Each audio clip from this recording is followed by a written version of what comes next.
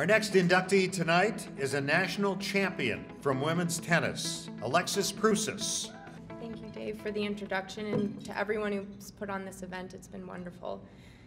So tonight's been extraordinary, not only for this honor, but because it's almost 8:30 p.m. and there are 6 Prousises at table 10, and 5 of us have not had to put my dad in timeout yet.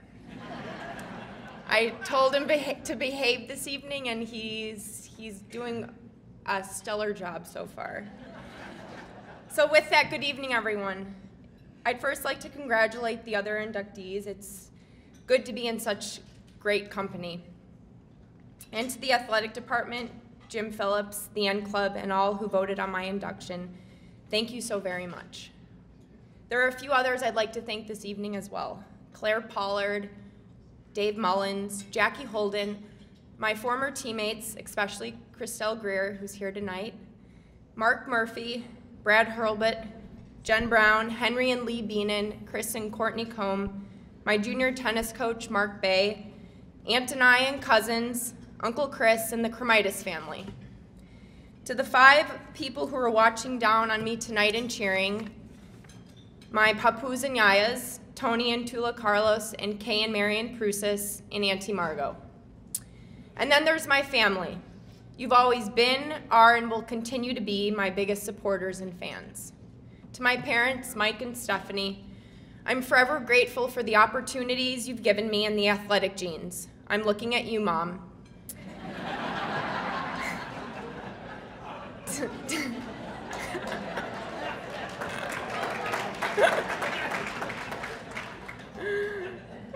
To my sisters Melly and Samantha, and my favorite brother Anthony. You guys may be Alexis's sister, but I'm so very proud to be yours. So the sport I love led me to this place called Northwestern. The pride I have to be a Wildcat, the love I have for anything purple, which my fashionista sister in New York likes to make fun of me about, and everything Northwestern is immeasurable. I could talk for hours about what this place means to me, my experiences, including the rackets I may or may not have smashed, the discussions between Claire and me on changeovers. They're not PC, so I won't be discussing those, or my love of conditioning, burpees and suicides. I'm actually being serious. I loved 7 a.m. running. But I'm gonna tell 2 quick stories instead. The first is about my proud parents, the other about Claire, and the unlikely pairing of Christelle and me, because without all of you, I wouldn't be up here this evening. So story number 1, it's January of 2003. I'm a senior in high school. My brother's in a tournament at the Combe Tennis Center. My dad is racing to meet my mom. For those who don't know my dad, he not only moonlights as an NU superfan and member of the paparazzi, but also a 2016 Olympic hopeful in speed walking. My dad's about to enter the glass doors on the 2nd level of SPAC and looks up and sees A. Prousis, Anthony, Alexis, across the scoreboard over court 3. I just signed with Northwestern, so this moment is extra special for him.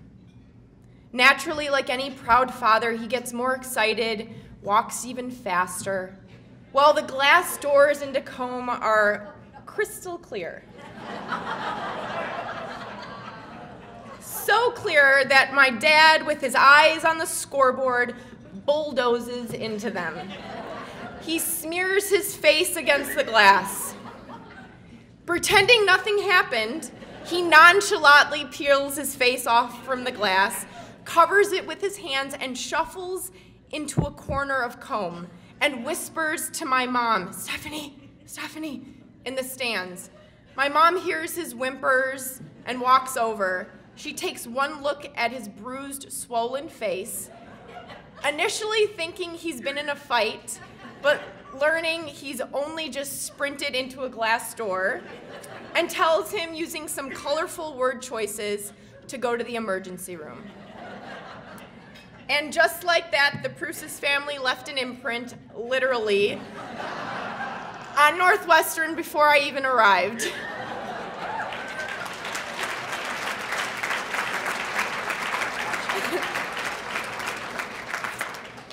And my second story, I came into the 2005-2006 season playing great tennis. I worked hard, had a wonderful fall, and earned a top 10 singles ranking for the winter season. In early February, Claire called me into her office like she did every year. She talked to all the teammates to tell them where they'd be playing. So Claire brings me into her office, and she goes, "Prousis, you're playing number 1. You earned it." I looked at Claire with a deer in headlights stare and say, "Oh, you sure you want to do that? What about Christelle?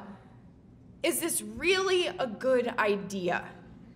When Claire continuously says yes, all I thought was, okay, this is going to be really bad. So fast forward 3 weeks, as belief and confidence work hand in hand, I struggled with both and was back playing number 3 singles. I guess it's where I felt most comfortable. But the thing that was really bothering me was doubles. I'd always had an innate sense for doubles, the movement, the strategy, and the volleys. Well, a certain teammate and I were playing number 2 at the time, and we were not kindred spirits in the least bit. Let's just say that if this teammate had gone missing, I wouldn't have been the one organizing the search party.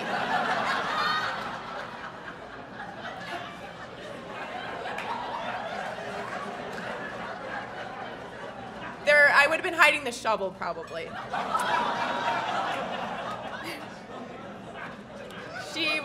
don't want to get into it. So I walk into Claire's office. I'm a 21-year-old on a mission, and confidently tell her to play me at number 1 doubles with Christelle. Just a reminder, this is the same girl who 3 weeks earlier told Claire, "Why are you playing me at number 1 singles? What is wrong with you? I can't do that." So I'm telling Claire now, play me at number 1 doubles, I can do it. Your mind works in mysterious ways. Claire was probably thinking, what circus did this girl come from? But she believed in me for some crazy reason and listened to me.